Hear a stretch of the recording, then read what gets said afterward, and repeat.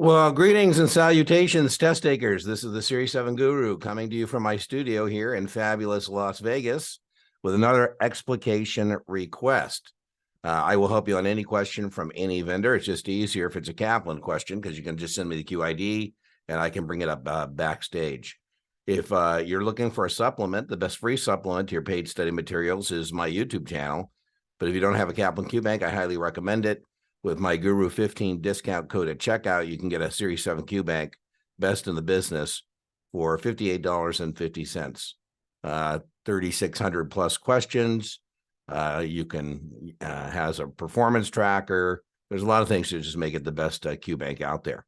Anyways, for that commercial, Kaplan allows me to give you a free look on Kaplan questions like this one.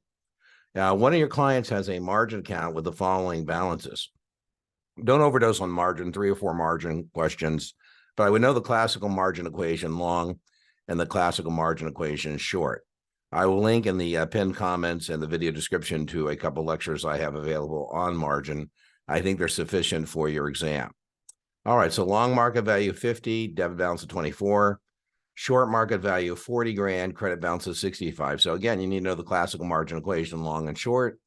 The classical margin equation long is long market value minus debit, what you owe the brokerage firm equals equity. I think the best analogy is a house, right? Long market value of the house minus debit or mortgage on the house equals equity on the house. That represents what you would have if you close the account. Nobody's suggesting that. The classical margin equation short is the credit register. That's where most people get hung up. That's the cash from selling the stock you didn't own and the 50% you had to put with it. So credit balance minus short market value equals equity. Okay, assuming we know both classical margin equations long and short, we simply plug in the numbers to do what I call the setup. This is the setup. This doesn't look like they're asking me to do a mark to market. It just looks like they're asking me to do the basic kind of a setup. All right, so let's go ahead and do that.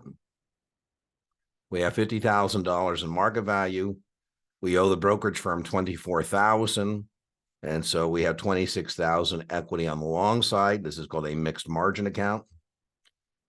This is your type 2. Your short account is your type 5. They're subledgers. They're not different account numbers. It's not testable, just for your own edification. Anyways, in the short, we have $65,000 in cash from selling the stock we didn't own, plus the half we had to put up. This is not a free credit balance we're laying around in my account. This is the credit balance that arose from a short sale. I owe securities. The second line always represents what I owe. But in a short account, what I owe is not money. I owe securities. And the securities I presently owe are valued at $40,000. Again, so if I went in the open market, bought back the borrowed securities, gave them back to the person I borrowed it from, I would have $25,000 left over. Nobody's suggesting you do that. Equity always represents what you would have if you closed the account and paid back the borrowed funds or paid back the borrowed stock. All right, so now we're ready to answer the question.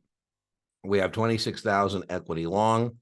We have 25,000 equity short. And so it looks like the answer to the question is we have combined equity in our long and short positions of $51,000. Again, didn't ask me to do the mark. Maybe I got a couple pending here. Maybe I'll show you how to do the mark. And so if you had to do the mark, they say several weeks later or whatever, then you have to do the mark again, recalculate, and maybe there's questions about ledger entries. Okay, so I hope you found that was helpful. Remember, inch by inch.